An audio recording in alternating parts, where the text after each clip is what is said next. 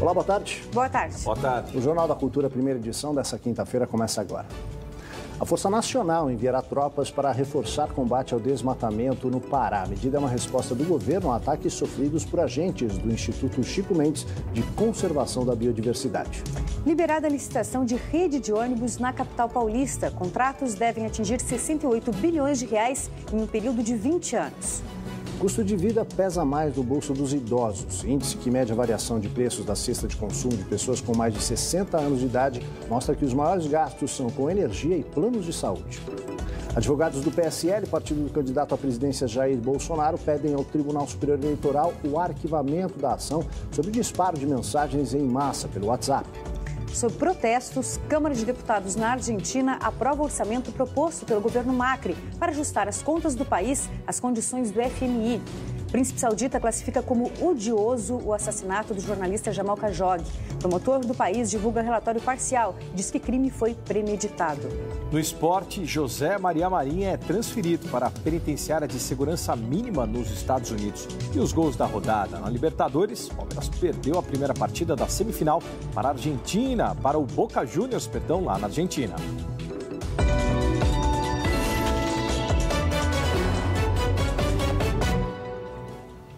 Você sabia que existe um índice de inflação da terceira idade? Ele é calculado pela Fundação Getúlio Vargas. E nos últimos 12 meses, este percentual foi maior do que o custo de vida dos brasileiros com menos de 60 anos. Dona Inês tem 81 anos, mora sozinha e paga as próprias contas.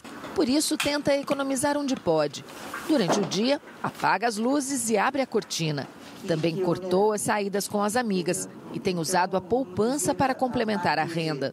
Todo mês eu tenho que pegar reservas e as reservas terminam. Dona Inês recebe apenas a pensão do marido que morreu há 21 anos e reclama da falta de reajuste no benefício. As coisas vão subindo e nós estamos achatados. Dona Inês e os outros quase 30 milhões de brasileiros que estão com mais de 60 anos de idade têm mesmo motivos para reclamar. Segundo a Fundação Getúlio Vargas, o índice de inflação para essas pessoas ficou quase 1 ponto percentual maior do que para os outros consumidores. Os itens que mais puxaram a inflação para a terceira idade foram a conta de luz e o plano de saúde. As autoridades precisam começar a olhar isso com mais cuidado, que são os planos de saúde. Quer dizer, você não tem como ganhar mais e isso fica sempre mais caro. Para o economista, falta uma educação dirigida para a aposentadoria. O governo, segundo ele, deveria orientar as pessoas sobre a nova expectativa de vida. Talvez menos de 30% das pessoas estejam efetivamente preparadas para viver esse momento da aposentadoria. Isso faz com que elas tenham dificuldades terríveis do ponto de vista do seu orçamento, como administrar o seu dinheiro, porque os preços crescem fortemente para esse grupo e eles não têm como adquirir renda. Dona Inês, que já está na terceira idade e fez a poupança para essa fase, anda pessimista. Qual a saída? Tem saída? A gente tem uma insegurança. Né? Quando, na realidade, pela idade, deveria ter segurança, né? Em São Paulo, uma blitz do Conselho Regional de Odontologia orienta quem passa pela Avenida Paulista a manter um sorriso mais saudável. A ação faz parte das comemorações da Semana da Saúde Bucal. A repórter Maria Manso traz os detalhes para a gente ao vivo. Boa tarde, Maria. Boa tarde, Ana. Boa tarde a todos. A blitz acontece exatamente em frente ao prédio da Fiesp, aqui nesse vão, porque está chovendo. E aqui as pessoas recebem várias informações sobre como escovar corretamente os dentes e como cuidar da saúde bucal no dia a dia. O doutor Marcos vai dar também algumas dicas. Doutor, que tipo de coisa as pessoas precisam prestar atenção na própria boca no dia a dia? Muito importante que a população tome cuidado com qualquer alteração a nível gengival, sangramento, manchas no interior da boca, lesões como se fossem verrugas na boca, porque elas podem ser um princípio de um câncer e de uma lesão mais grave. Então é fundamental que a pessoa faça um autoexame, tome cuidado com isso e procure imediatamente o cirurgião dentista, porque o diagnóstico precoce de uma lesão de câncer bucal pode ser plenamente tratável e a falta de diagnóstico pode levar até esse paciente à morte. Então a nossa orientação é essa, que siga regularmente as orientações do seu profissional, faça uma higiene adequada e a qualquer alteração perceptível, procure o profissional competente para que ele possa cuidar da sua saúde bucal. Ok, doutor, muito obrigada. As orientações aqui acontecem até às 5 horas da tarde, são todas gratuitas.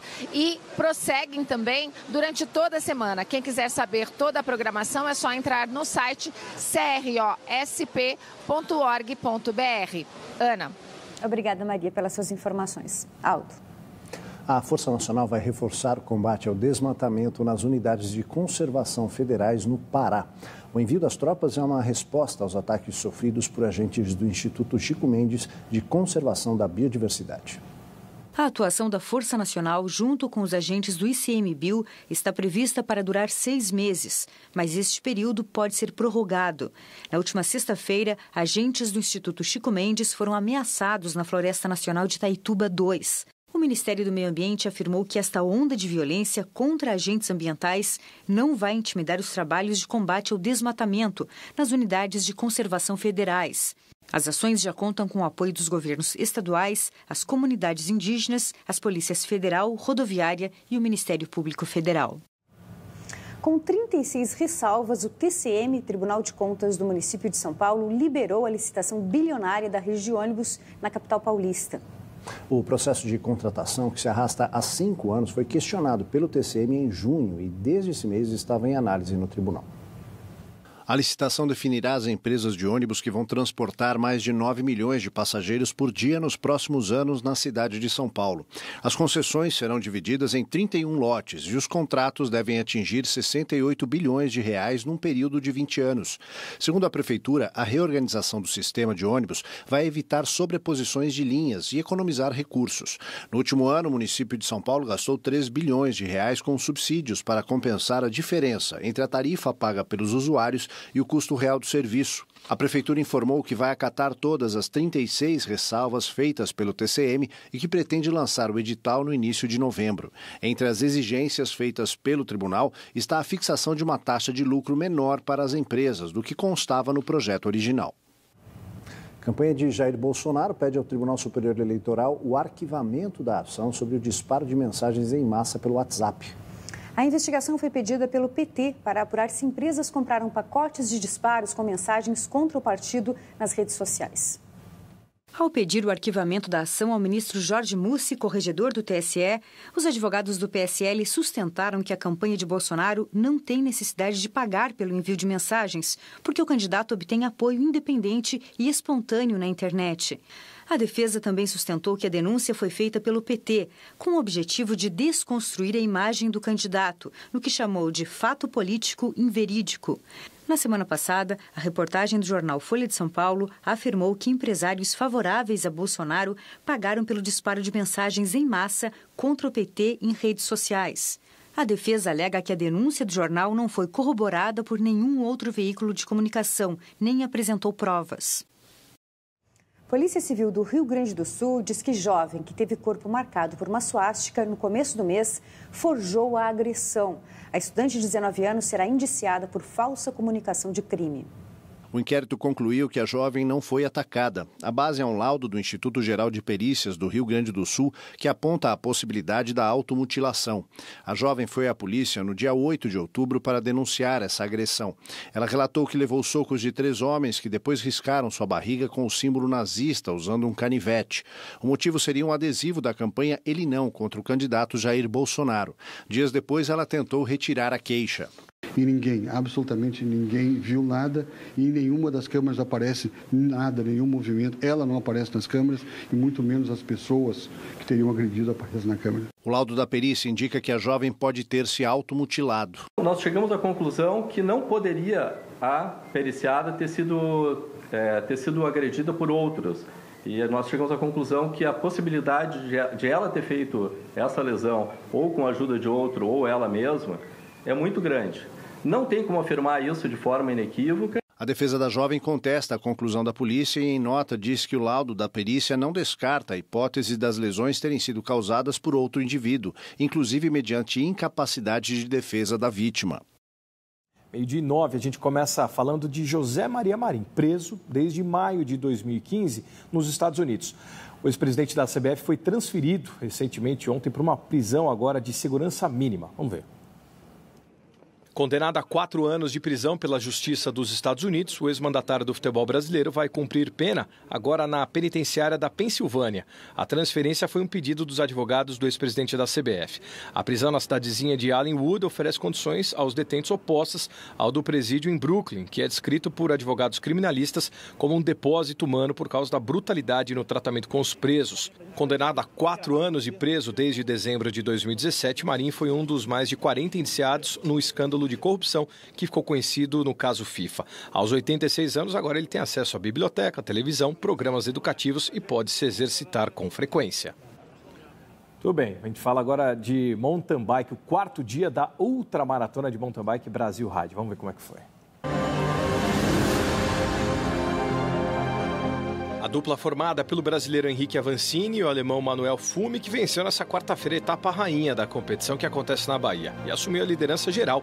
Avancini e Fume que conseguiram tirar a vantagem de 1 minuto 17 dos então líderes Thiago Ferreira de Portugal e Hans Becken da Holanda. Após uma tentativa de ataque neutralizada na primeira hora da prova, quando abriram cerca de 20 segundos na liderança, o brasileiro e o alemão acertaram na segunda oportunidade que tiveram e obtiveram uma boa diferença para os seus adversários, de quase 3 minutos. No fim dos 101 quilômetros, em Guaratinga, e mais de 2.600 metros de altura acumulada, Avancini e Fume que cruzaram a linha de chegada em 4 horas, 34 minutos e 21 segundos. A etapa rainha também foi movimentada e a liderança das mulheres mudou de mãos. As espanholas Sandra Santaines e Ana Ramírez venceram e conquistaram a liderança, que estava com a dupla da brasileira Jaqueline Mourão e da canadense Cindy Montembeault. Um ato em São Paulo ontem à noite lembrou o jornalista Vladimir Herzog, assassinado pela ditadura militar há 43 anos. Na época, Herzog era diretor de jornalismo aqui da TV Cultura. O ato também foi uma homenagem aos 30 anos da Constituição. O ato em memória a Vladimir Herzog uniu membros da comunidade judaica na Casa do Povo, no Bom Retiro, bairro que acolheu os primeiros imigrantes judeus na capital paulista. Muitos deles vieram para o Brasil fugindo do nazismo na Europa. É a história dos avós de Mariana, que também é filha de ex-presos políticos. Hoje eu trabalho com a cultura negra, especialmente com hip hop, e segue sendo uma forma de militância minha pelos direitos humanos, contra o racismo, contra a homofobia, contra tudo que afronta a democracia, né? Vladimir Herzog era diretor de jornalismo da TV Cultura. Foi torturado e morto pelo regime militar há 43 anos, em 25 de outubro de 1975. A morte dele provocou a união das forças que lutavam pela redemocratização. 6 dias depois do assassinato, um ato ecumênico na Catedral da Sé reuniu mais de 8.000 pessoas que enfrentaram o medo para dizer basta. Em defesa da democracia, os participantes deixaram a Casa do Povo e caminharam pelas ruas do bairro. O ato também lembra os 30 anos da Constituição Cidadã, um marco na redemocratização do país.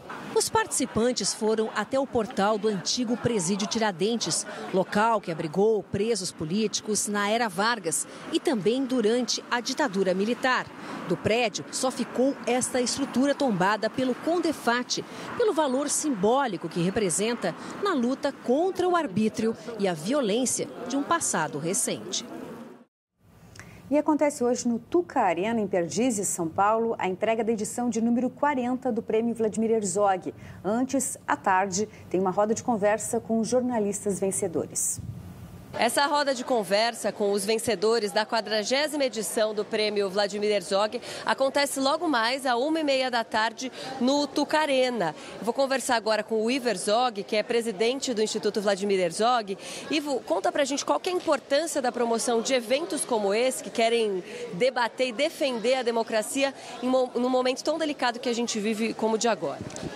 Muito bem, assim, o Prêmio Vladimir Herzog ele existe há 40 anos, né? São 40 anos de jornalistas como vocês denunciando coisas que vão contra a nossa cidadania. Essa é a essência do prêmio Vladimir Herzog. A roda de conversa que começa à tarde, lá no Tucarena, a gente reúne os vencedores do prêmio e eles vão conversar como foi feita a matéria, da onde surgiu a pauta, qual foi a circunstância que eles encontraram, quais foram as dificuldades. E depois, à noite, a partir das 8 horas, a gente recebe eles e vai premiar numa grande festa, vai homenagear alguns jornalistas pelo conjunto da sua obra, alguns jornalistas que a gente perdeu esse ano. Ambos os eventos são abertos para o público em geral, espero que todo mundo possa estar lá. É o prêmio mais importante do jornalismo brasileiro, prêmio que não tem dinheiro, mas o jornalista quer pela importância, pela legitimidade que traz a essência da defesa da democracia, da liberdade de expressão e da cidadania de todos nós.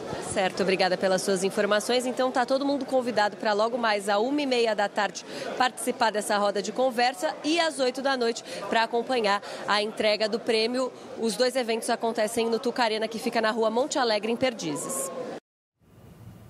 Uma pesquisa científica comprovou o que muitos pais e educadores já suspeitavam.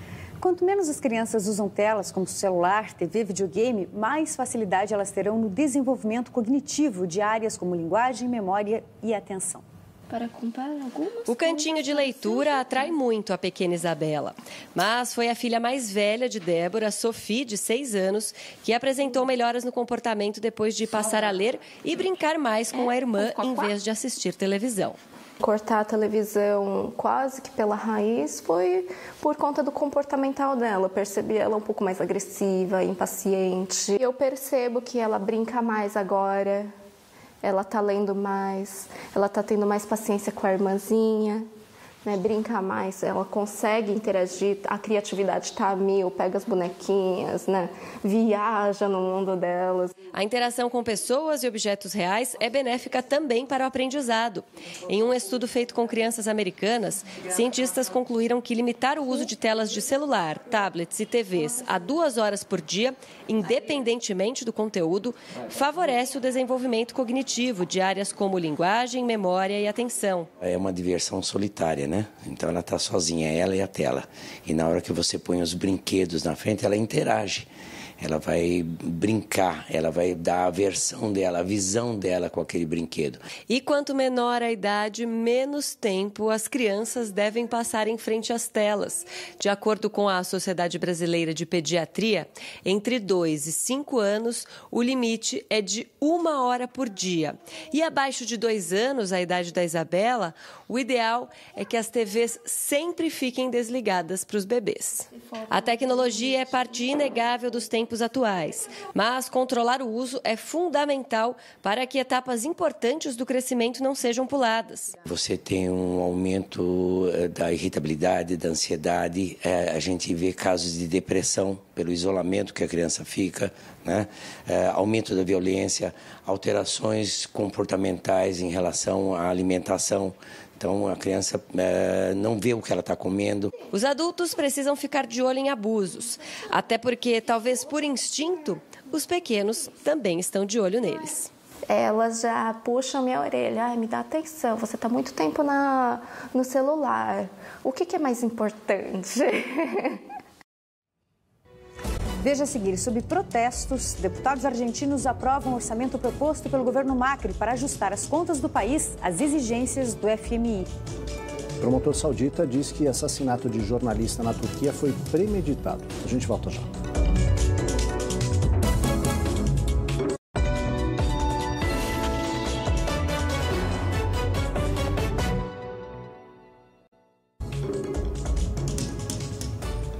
Na Arábia Saudita, promotor diz que o assassinato do jornalista Jamal Khashoggi foi premeditado. A promotoria daquele país divulgou um relatório parcial com base em depoimentos de envolvidos no crime feitos pela força-tarefa turco-saudita que investiga o caso. Antes, o príncipe herdeiro saudita Mohammed bin Salman falou em público pela primeira vez sobre a morte do jornalista Jamal Khashoggi no fórum econômico conhecido como Davos do Deserto, em Riad, na Arábia Saudita.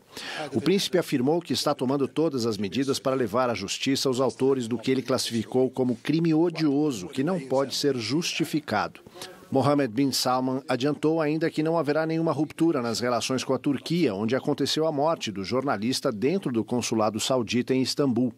Os comentários vieram horas depois do presidente dos Estados Unidos, Donald Trump, ter dito que, como governante de fato da Arábia Saudita, o príncipe herdeiro tem que responder pela operação que levou à morte de Khashoggi. O presidente turco, Tayyip Erdogan, classificou o crime como um selvagem assassinato e afirmou que a ação foi planejada.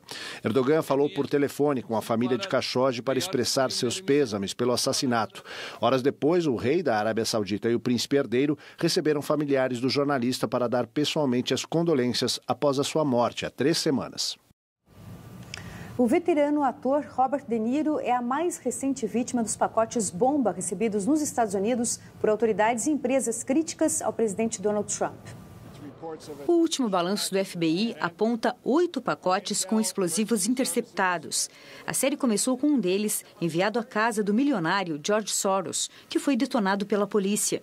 Outros chegaram às casas do ex-presidente Barack Obama e da ex-primeira-dama Hillary Clinton e também foram interceptados pela polícia. No Time Warner Center, em Nova York, a polícia interceptou um artefato explosivo ativado e um envelope contendo um pó branco. A redação da CNN na cidade também recebeu o que parecia uma bomba, levando a polícia a esvaziar o prédio. O governador de Nova York, Andrew Cuomo, disse que seu gabinete também recebeu um pacote suspeito. Eric Holder, que era advogado-geral dos Estados Unidos no governo Obama, também estava entre os alvos, conhecidos por serem críticos ao presidente Donald Trump. A porta-voz da Casa Branca, Sarah Sanders, condenou os atos como aterrorizantes e desprezíveis. Na manhã de hoje, em Nova York, um esquadrão antibombas recolheu mais um pacote suspeito, que foi enviado ao restaurante do ator Robert De Niro, um liberal conhecido como crítico da atual administração republicana. Por enquanto, não há suspeitos pela polícia e nenhuma reivindicação sobre as remessas dos pacotes. O Parlamento da Argentina aprova o orçamento do país para o ano que vem, depois de longa disputa entre governistas e opositores. Manifestantes foram às ruas contra a decisão. A polícia argentina usou canhões de água, disparou balas de borracha e atirou gás lacrimogênio contra manifestantes que foram para a frente do Congresso argentino protestar contra a aprovação do orçamento para 2019, que traz cortes nos gastos do governo para reduzir o déficit fiscal do país. Após 18 horas de debate intenso, com momentos de tensão que levaram o presidente da Câmara a realizar 2 pausas, o orçamento argentino foi aprovado pela manhã, com 138 votos, apenas 3 a mais do que era necessário. O projeto, que impõe um duro ajuste nas contas públicas e um aumento dos impostos, foi pedido pelo Fundo Monetário Internacional e deve agora passar pelo Senado para a aprovação final. 12h25, hora de balançar as redes. Vamos ver os gols. Liga dos Campeões, PSG em Nápoles. O jogo terminou em 2-2. Mertens e Insigne marcaram os gols dos italianos. Mário Rui contra e Ángel Di Maria fez para os franceses. Com gols de Firmino, Salah e Mané, o Liverpool goleou Estrela Vermelha e é o líder do Grupo C. O Barcelona, mesmo sem Messi, tem Rafinha e ele marcou diante da Internazionale de Milão. A Alba fez o outro gol. O Ceará respira na Série A do Campeonato Brasileiro. O Vozão venceu o Cruzeiro por 2-0 com 2 gols do inspirado Arthur em compromisso atrasado da 28ª do Campeonato Brasileiro. Com triunfo, empurrou Vitória para a zona de degola. Copa Sul-Americana, Bahia e Atlético Paranaense. O árbitro de vídeo anulou 2 gols corretamente dos baianos. Falta no primeiro e impedimento no segundo. Aí veio o Pablo e fez um golaço para os paranaenses.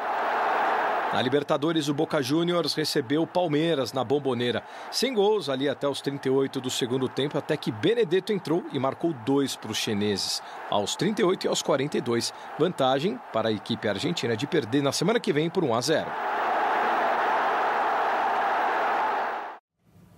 O Jornal da Cultura, a primeira edição, termina aqui. Uma ótima tarde para você. Agora você acompanha o programa Panorama, que hoje fala sobre como discutir política sem destruir as relações pessoais. Uma ótima tarde e a gente se vê amanhã. Tchau, até amanhã. Tchau, tchau.